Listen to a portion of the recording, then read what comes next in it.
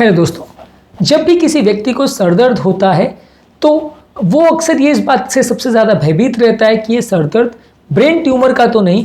Brain tumour obviously brain की सबसे dangerous बीमारी है, सबसे ज़्यादा डरावनी बीमारी है, लेकिन अक्सर लोगों को क्लिनिकली डिफरेंशिएट करने में बहुत मुश्किल होती है कि सिंपल सर दर्द है या ब्रेन ट्यूमर का है। तो आज इंपॉर्टेंट रेलेवेंट पॉइंट्स हम आपको देंगे जिसके बेसिस पे एटलीस्ट आप थोड़ा क्लिनिकली जज कर पाएंगे कि ये सर दर्द जो है ब्रेन ट्यूमर का है या किसी और कारण की वजह से आपको हो रहा है, ताकि आप अक्सर एटलीस्ट अपने आप को डॉक्टर को दिखा पाएँ, एक स्कैनिंग करवा पाएँ और बीमारी को जल्दी डिटेक्ट कर पाएँ, जो कि किसी भी और ट्यूमर की तरह ब्रेन ट्यूमर में भी बहुत ज़्यादा इंपॉर्टेंट है। क्योंकि अर्ली स्टेजेस में इनको डिटेक्ट अगर कर लिया जाए तो इनको बहुत आसानी से ट्रीट किया जा सकता है, लेटर स्टेज में इनका इलाज लगभग असंभव हो जाता है। तो आज का टॉपिक है clinical differentiation in headache from brain tumour from other causes. Topic पर जाने से पहले जो लोग हमारे चैनल पर नए हैं उन्हें रिक्वेस्ट करूँगा कि चैनल को सब्सक्राइब करें, वीडियोज़ को लाइक करें, शेयर करें, फॉलो करें, कमेंट करें, पूरा देखें। ये टॉपिक बहुत ज़्यादा इंपॉर्टेंट है। हर व्यक्ति जिसको सर दर्द का प्रॉब्लम होता है और जिसको ब्रेन ट्यूमर की बीमारी से बचना है या उसको वो डर मन में व्याप्त है कि ब्रेन ट्यूमर तो नहीं, उन सब के लिए टॉपिक बहुत ज़्यादा रिलेवेंट है। बहुत ज़्यादा इंपॉर्टेंट पॉइंट्स पर हम बात करेंगे, इसलिए टॉपिक को पूरा एंड तक देखेगा, स्किप मत करेगा। चलिए शुरू करते हैं शानदार वीडियो।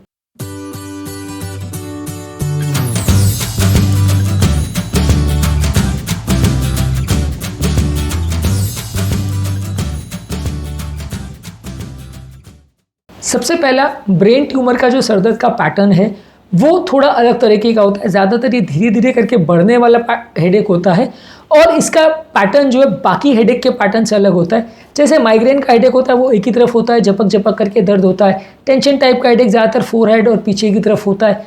बाकी तरह के साइनस वगैरह के हेडेक है उनका भी एक फिक्स पैटर्न होता है, लेकिन ये जो ब्रेन ट्यूमर का हेडेक होता है उसकी फ्रीक्वेंसी धीरे धीरे करके बढ़ती है, सिवियरिटी भी धीरे धीरे करके बढ़ने लगती है और ये बाकी तरह के हेडेक्स से इसका पैटर्न अलग तरह का होता है। इसके अलावा इसमें कोई भी मेडिसिन जो आप देते हो उससे पेशेंट को उतना अच्छा रिस्पांस नहीं आता जितना बाकी हेडेक्स में आता है। बाकी किसी भी तरह के हेडेक में आप पेशेंट को जब पेन किलर की दवाइयाँ देते हो तो अक्सर रिस्पांस जल्दी आता है। ब्रेन ट्यूमर के हेडेक्स में उतना ईजीली रिस्पांस नहीं आता है। इसके अलावा इसके साथ कुछ एसोसिएटेड सिम्टम्स है, जैसे अगर आपको देखने में तकलीफ हो रही है, डबल विजन दिख रहा है, हाथ पाँव में कमजोरी हो रही है, झुंझुनी हो रही है, या अगर आपको सर दर्द के साथ बोलने में भी तकलीफ आ रही है, या आपके मेंटल फंक्शन में दिक्कत आ रही है, आप कॉन्सेंट्रेट नहीं कर पा रहे, समझ नहीं पा रहे, बोल नहीं पा रहे, इस तरह का यदि कोई भी और न्यूरोलॉजिकल सिम्टम्स है तो वो एक सिंपल हेडेक की तरफ पॉइंट नहीं करेगा। इसका मतलब उसमें कुछ गड़बड़ है और आपको एटलीस्ट ब्रेन का स्कैनिंग करना आवश्यक है। इसके अलावा लोकेशन ऑफ पेन भी एक इंपॉर्टेंट चीज़ है। ब्रेन ट्यूमर का हेडेक ज़्यादातर उस पर्टिकुलर जगह पर लोकलाइज ज़्यादा रहता है जहाँ पे ब्रेन ट्यूमर एक्चुअल में बढ़ रहा है, जबकि बाकी तरह के हेडेक्स कोई पर्टिकुलर जगह पे फिक्स नहीं होते, थोड़े ज़्यादा फैले हुए डिफ्यूज हेडेक जैसे होते हैं।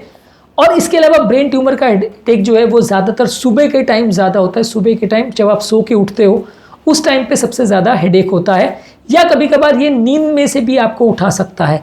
ज़्यादातर बाकी तरह के हेडेक्स जो आपको नींद से नहीं उठाते हैं, पर अगर नींद से उठा रहा है कोई हेडेक तो वो ब्रेन ट्यूमर का साइन हो सकता है।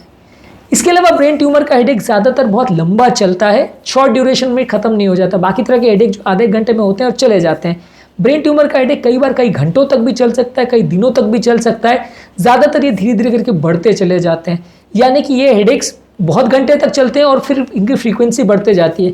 पहले ये हेडेक्स जो है 15 दिन 1 महीने में एक बार आते थे, अभी 15 दिन में 2 बार 3 बार 4 बार आ रहे हैं। तो अगर फ्रीक्वेंसी बढ़ती चली जा रही है, कम नहीं हो रही है, तो वो ब्रेन ट्यूमर का साइन हो सकता है। वैसे पेशेंट को इवैल्यूएट करवाना चाहिए। इसके अलावा इस तरह के हेडेक्स जो है किसी भी तरह के ट्रीटमेंट को रिस्पॉन्ड नहीं करता। आप दवाइयाँ देते रहोगे, लेकिन ब्रेन का हेडेक जो है वो जाता नहीं है। अक्सर आदमी को हेडेक जो है सिंपल पेन किलर से रिस्पॉन्ड नहीं करता और साथ में अक्सर इस तरह के पेशेंट्स को नोजिया वॉमिटिंग भी हो सकता है। ये भी एक इंपॉर्टेंट चीज़ है, वो भी दवाओं को रिस्पॉन्ड नहीं करता है। यानी अगर व्यक्ति को बहुत ज़्यादा सर दर्द के साथ उल्टी हो रही है, ऑब्वियसली माइग्रेन वाले हेडेक में भी मिलता है, लेकिन अगर बहुत ज़्यादा आपको नोजिया वॉमिटिंग हो रहा है और खासकर अगर प्रोजेक्टाइल वॉमिटिंग हो रहा है जहाँ उल्टी दूर गिरती है, तो ये ब्रेन के प्रेशर्स के बड़े होने का साइन हो सकता है। अगर ऐसा हो रहा है तो ये ब्रेन ट्यूमर की तरफ पॉइंट कर सकता है। हालांकि ये दूसरी बीमारियों में भी देखने को मिल सकता है।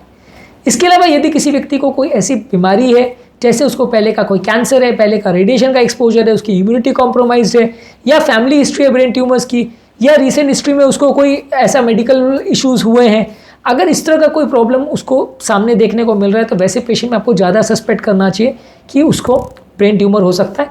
किसी व्यक्ति को अगर पुराना माइग्रेन की हिस्ट्री है, पुराना साइनस की प्रॉब्लम है, पुराना टेंशन टाइप हेडेक है, वही हेडेक बार बार कर रहा है, तो उसमें आप ब्रेन ट्यूमर को सस्पेक्ट नहीं करोगे।